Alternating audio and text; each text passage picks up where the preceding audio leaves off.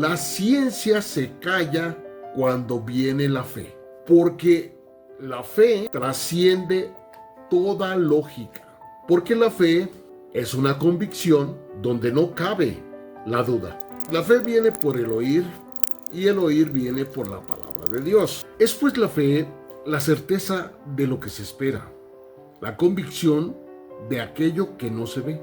Por la fe entendemos que ha sido constituido el universo por la palabra de Dios, de tal manera que lo que se ve fue hecho de lo que no se ve. Hebreos 11. Cuando la ciencia se ve sobrepasada por la fe, simple y llanamente no entra, porque la ciencia se calla cuando entra la fe, porque la fe trasciende la lógica, porque es una convicción donde no cabe de ninguna manera la duda. La ciencia se alimenta de aquello que ve, y por eso es que la ciencia se alimenta de la duda, porque mientras más grande sea la duda, mucho mayor es la investigación, el análisis y el desarrollo completo de la ciencia.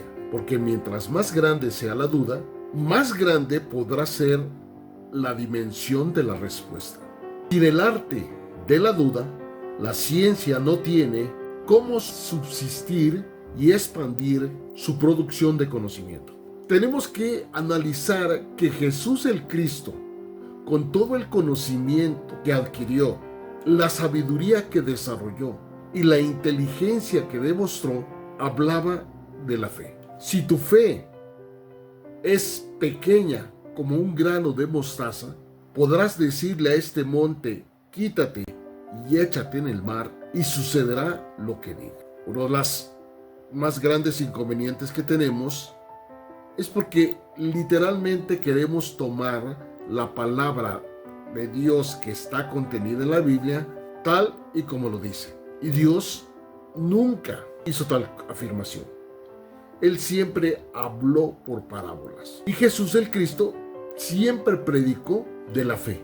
Él siempre habló de la necesidad de creer sin dudar. Pero ojo, Él quería y quiere que nosotros tengamos una fe plena, absoluta, completa, en la que no quepa la menor duda, sin inseguridades. Él siempre habló de la fe como un proceso misterioso de interiorización, como una trayectoria de una vida clandestina.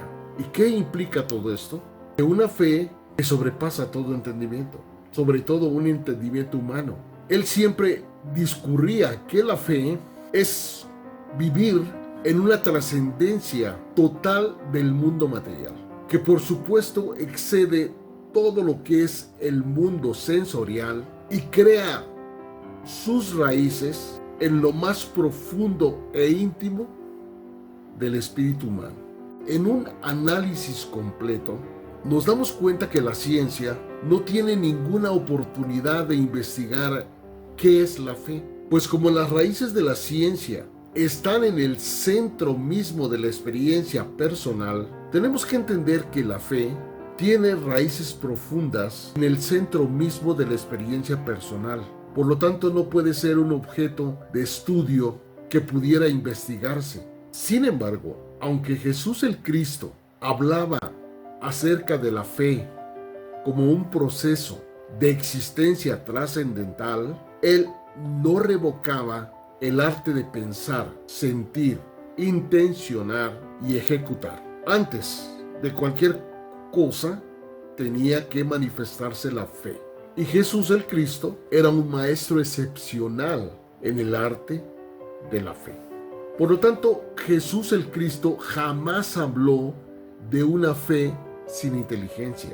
Para nada Él buscó que nosotros creyéramos simplemente por tradición, por la enseñanza que nos dieron nuestros padres, o por el amor que pudiéramos tener por algún maestro o algún gurú, o la empatía que pudiéramos tener por alguna corriente religiosa o de cualquier índole. Para Jesús el Cristo, lo primero que exigía era que esa fe debería estar respaldada y solamente podría ser ejecutada si se ejercía la capacidad de pensar, analizar, investigar, indagar. Por lo tanto, ese pensamiento tenía que estar de acuerdo con el sentimiento, y una vez que los dos estuvieran unidos, reflexionar antes de creer.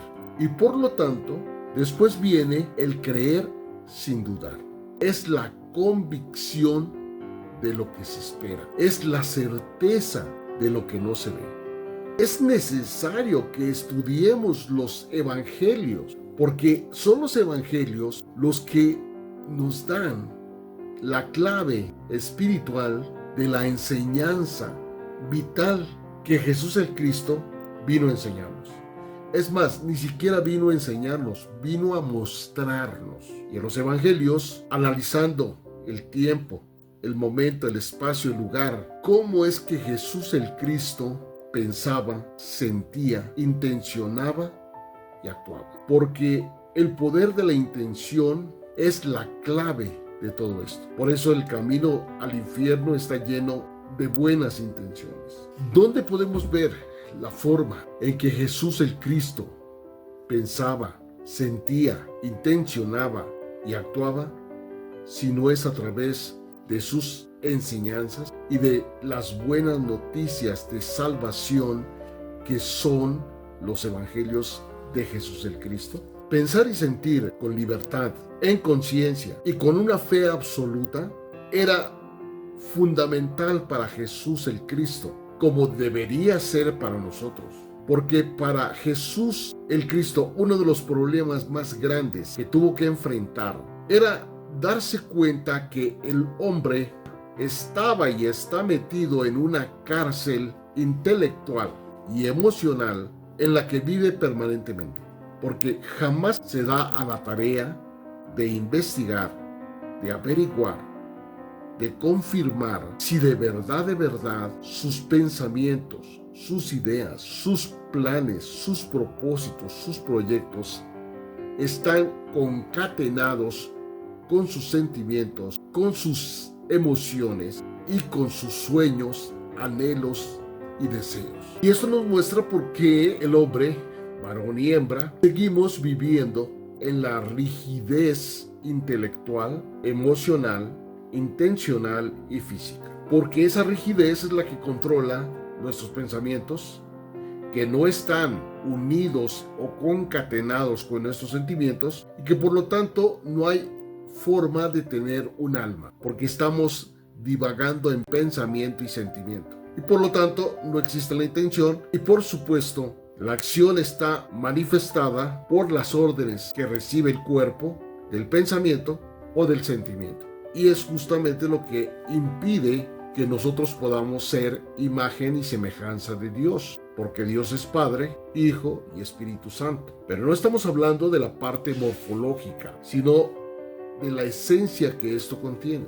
Nosotros somos espíritu, alma, unida y cuerpo. Tres personas distintas, un solo Dios verdadero. Tres esencias distintas, una sola persona verdadera, que es lo que se conoce como Hijo de Dios. Es por eso que es imposible agradar a Dios, y por supuesto que es imposible tener una comprensión del mundo que nos rodea. A pesar de que Él siempre habló de una fe sin dudar, Él era un maestro en el arte de la duda. Y Él siempre usaba sus herramientas para abrir la inteligencia de todas las personas que lo escuchaban y de todos los que todavía estamos buscando que Él nos hable. Y el mejor ejemplo está en Lucas 5:23, Lucas 6:9 y Lucas 7:42. Vamos a analizar detenidamente estos versículos